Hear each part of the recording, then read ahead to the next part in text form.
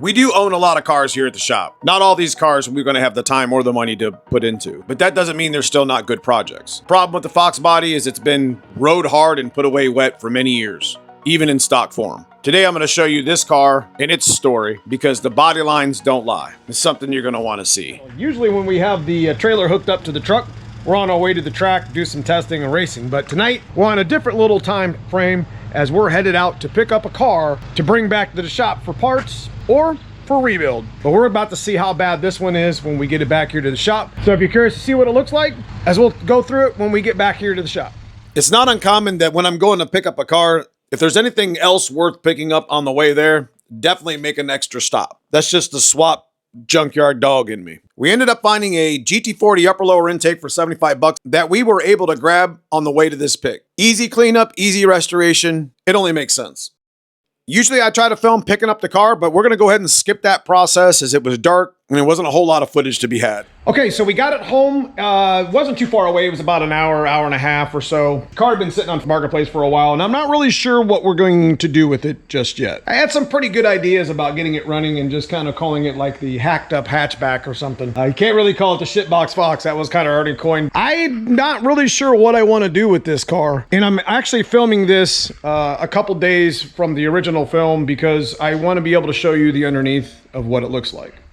So what we ended up picking up was a 1989 Ford Mustang GT, and it was basically a long-term project of somebody's. They started buying, you know, aftermarket radiator hoses. They even did the 3G alternator conversion. I'm not even sure if this is the actual factory motor, to be honest with you, but they must have did something to the AC system as well, as there's a new AC setup. But what we're here to look at, and when you're looking at these Mustangs, is you got to be paying attention to these bends. Look how much this is bent. The whole core support was bent, as you've seen.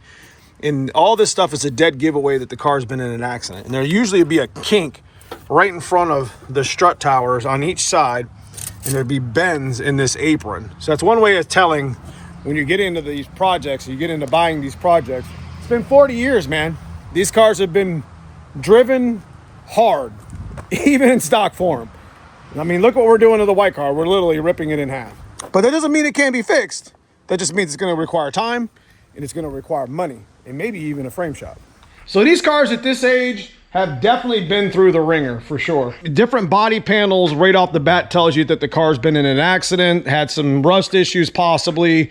There's a lot of red flags that happen on a build like this when you're seeing it on Marketplace or just seeing it on the side of the road. You're seeing it over in the bushes, whatever. It tells you when you start seeing different color body panels, that's definitely a big red flag. But that doesn't stop us from buying them, right? Naturally, you know, interiors torn apart because people start projects they don't finish. And, you know, this wasn't the previous owner's issue. He was actually trying to put the thing back together. Wiring, hacks, mess. I mean, there's extra wires in this harness. There's a lot of things that we're going to talk about later on. Door doesn't close right. That could be a hinge problem. You know, these doors, you can see it doesn't even close. There's a seam here. I think there's a quarter panel that's got a big dent in here, which is where it makes sense when there's an accident in the back of the car. The body lines won't line up. There'll be a kink up here. Usually it's right here at this pillar. Hood flies up. You know, somebody's replaced this windshield because they silicone the whole thing in. This cowl panel, I can feel a little bend in it. The hood, which has the kink in it over here, you know, went back and kind of jammed the cowl panel up, which kind of sucks. And you're picking them up as a project, just be wary of what you're getting. Again, that doesn't mean that it can't be fixed. It's just going to take some time, and it's going to take some money and know-how. So we're going to go underneath of the car, and we're going to show you what it looks like, because this car's definitely got potential. Be pretty cool to do a little bit of a series on it where we're just getting it running again, or just getting it drivable and, you know, not really doing mods to it more or less than just fixes. Even though paint's a big money thing, it would be cool maybe to see, just put parts on it that make it work, kind of. I don't know. We're getting ahead of ourselves. We got a lot of work.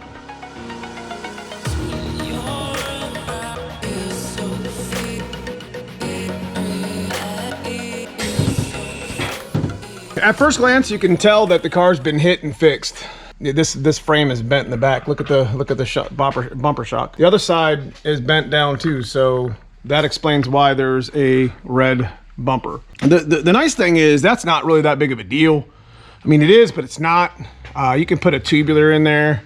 Nobody's ever gonna really see that. We're looking at the torque boxes up here. They look to be in pretty good condition. They're not really pulling away. So that's something that kind of makes me a little bit happy. The frame rails look like, this is that old 80s stuff where we used to undercoat our cars. I don't even think they're in business anymore. But I got this all over my 87 too, my white car. And it really preserved the car for sure. Got a little bit of issue here, but this is like a seat issue. This isn't really all that difficult to fix. But that's pretty much the only rust spot on the car. I mean, as far as like rotted through.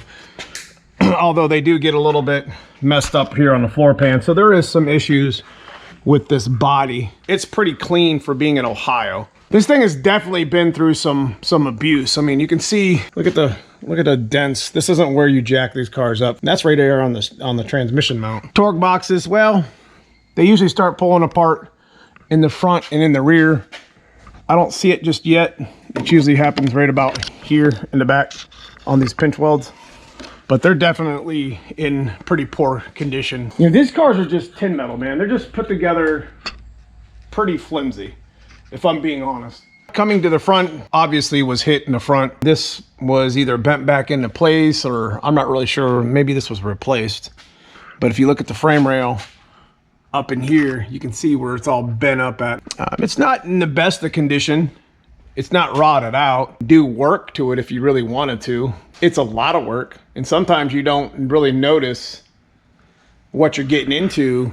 And this is why we quit on some of these builds, or we'll take a car like this to a shop and the shop will look at it like I'm looking at it now. I'm like, this is gonna cost a lot of money. And this is where you kind of get lost financially easily with these cars. Nonetheless, it doesn't stop us from buying, and it doesn't stop us from spending money on them, is it? Now, I'm not here to take shots at the car, the previous owners. I don't really care whose issue it is. It's my problem now because I own it. You know, it's twisted here in the front. You can see the bumper doesn't even look straight. Is it a good project? Yeah. I mean, but it's going to take a lot of money and a lot of time. And one of the problems we have is being realistic on expectations on a project car. Because you have to be realistic with yourself. This is a hot mess, sort of. A lot of years of just abuse, a lot of years of, you know, just jacking it up in the wrong spot. Pinch welds are all rusted up because they've been broken from, you know, where jacks have went. Like, this isn't where you set your jack, fellas. I mean, you put it up here in the K-member area, or you can put it right here on the frame rail on the torque box. This is kind of nice right here. It's got multiple layers. You're not really going to mess anything up. Don't put them here. Don't put them on the pinch welds. Look at that. This throws your ground effect off, and that's probably the reason why it's missing. Although this car has a lot of issues, can all be fixed. It just depends on how much time, how much money you want to invest into it. And to be honest with you, you know, that's one of the issues that we have when we're trying to buy these cars is, you know, we get these visions that, oh, I'm going to do this and I'm going to do that. And that's where we get lost. You know, you can get lost very easily and like, well, I'll buy this cheap at the junkyard. I'll buy that cheap at the junkyard, Facebook Marketplace, whatever. But these cars are getting expensive to fix now. And they're getting expensive to even restore. And they pretty much make every part possible and every bolt for it. This is the true reality. This is where we're at 40 years later. To see this car here, I mean, what is it? This is an 89. It was probably made in 88.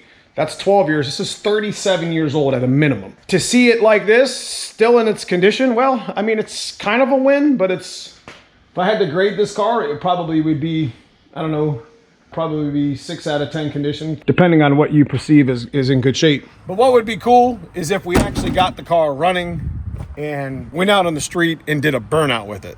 Maybe not a big one, but I think that would be the win if we could drive it down the street and do a burnout with it. So I think that's going to be the goal for the next video. Try to get the engine running because it hasn't been ran in a while. Potential video that if you ever found a project on one of the marketplaces and it looked like this or similar, you don't ever give up on it. It's, you know, it can be fixed with time. It can be fixed with money and a little bit of know-how.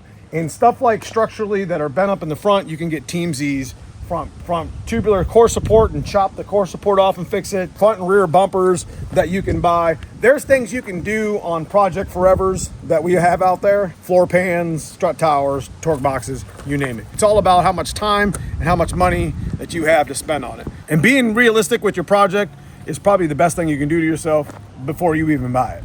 But if you guys enjoy this sort of content, leave me a comment below. Let me know what you think. Let me know if you got a similar project. But if you do enjoy this sort of content, leave me a thumbs up. Consider subscribing. Check out that join button. Become a member of the channel. I love y'all. I will see you soon in the next video. Thanks for watching.